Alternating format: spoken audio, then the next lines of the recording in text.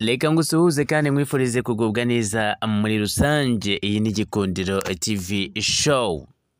Inzozi z'uyu munsi tugiye kurebera hamwe cyane. Ese waba warigize urota ubona umuriro mwinshi? Ese waba warigize urota ubona umuriro mwinshi cyane uri gutwika ibintu bitandukanye? Izi rero nizo nzozi nje kugusobanurira ngo usobanukirwe neza cyane gatanu ku kandi. Mwese rero ndabasuhuje abari mu mpande enye z'u Rwanda, by'umwihariko abari za Tanzania, abari za USA, za Canada, aho ngaho mu Burusiya ndetse n'ahandi agiye atandukanye, by'umwihariko rero ndetse no muri Afurika y'Epfo. Aho hose ndabizi neza, no muri Philippines ndabizi neza yuko amajwi yacu abageraho gatanu ku kandi. Reka twikomereze rero n'inzozi zacu. Ni inzozi zifite ibice bigera kuri 4. Ahangaha rero uraza kuhava usobanukiwe neza cyane kurota ibijyanye n'umuriro. Ese ni iyihe migenzo? Ese umuriro usobanuye iki? Umuriro rero usobanuye ibisobanuro bigera kuri 4, ni hagati ya 4 na 3. Ahangaha rero ndaza ugusobanurira neza. Ahangaha rero ni mu buryo ndetse ngo bw'imigenzo n'imyemerere. Ahangaha rero nibyo bita gukura mu muco nyarwanda. Aha rero bikaba bivuga neza rero kurota ubona umuriro mwinshi. Aha rero ngo bisobanura aha rero ngo kurota ubona umuriro mwinshi cyane bishobora gusobanura ahangaha ngo hari impinduka ndetse ngo zikomeye cyangwa amahinduka mu buzima bwawe. Kandi umuriro utekerezwa nk'ikintu gisukura ndetse kandi gisenya ibisigaye byahashize kugira ngo ndetse ngo haze ibishya. Ni ukuvuga ngo rero umuriro nyine ushinzwe gukuraho ibishaje ndetse kandi ugashyiraho ibishya, wowe ukishyiriraho ibishya nk'uko kandi ubitekereza.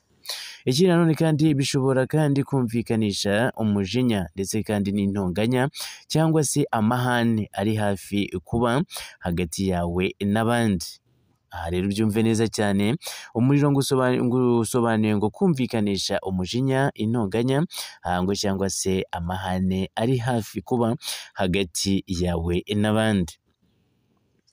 Aha nanone kandi bigasobanura ngo mu bundi buryo ahangaha umuriro mwinshi ndetse ngo ushobora kuba ikimenyetso cy'imbaraga zidasanzwe ngo cyangwa se ibyiyumvo bikomeye. Ahangaha rero ni urukundo rukomeye cyangwa se ishyari cyangwa se umujinya ukabije.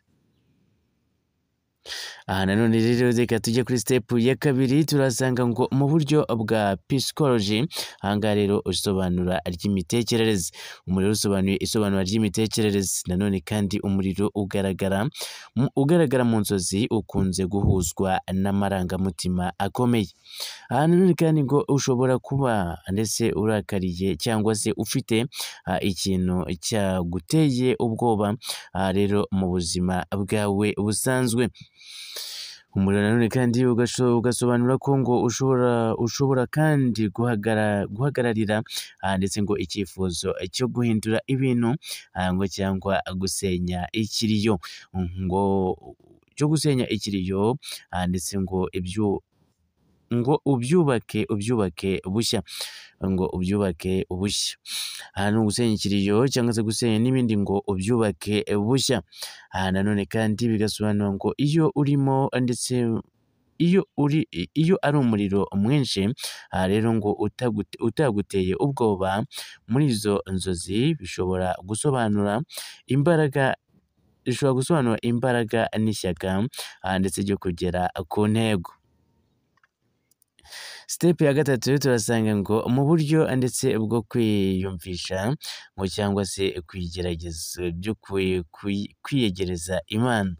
Aha rero umuriro nabwo bizamo cyane. Bivuga ko ngo mu ndoto zifite isura ndetse y'iyobokamana umuriro ushobora gusobanura ndetse ngo ukoreshejwe n'Imana kugira ngo ndetse ngo usukure imitima cyangwa se uhishurirwe ikintu gikomeye.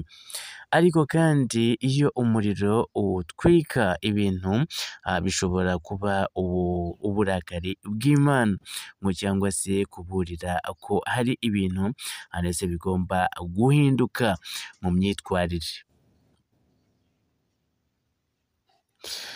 Aha rero niyo mpamvu rero kuri step ya kane bisobanura neza ngo mu magambo magufi, kurota ubona umuriro mwinshi bisobanura ko hari imbaraga z'imbere ndetse zikomeye zishobora kuba nziza, nk'ishyaka, impinduka, urukundo, ngo cyangwa mbi ku mujinya. Nanone kandi ngo intonganya cyangwa se impinduka zitunguranye. Komeza ubane natwe gatanu kandi rero ukurikirana inzozi zacu. Dufite inzozi zisobanuye neza cyane kandi zirambuye mu buzima bw'abantu bose ndetse ibyo ujya wibaza mu buzima bwa buri munsi. Komeza ubane natwe gatanu kandi ukanda no kugasaraba, usore ukanda ko kazogera, ukanda no kuri subscribe zo gato, unatanga comment mu busobanuro bugiye butandukanye.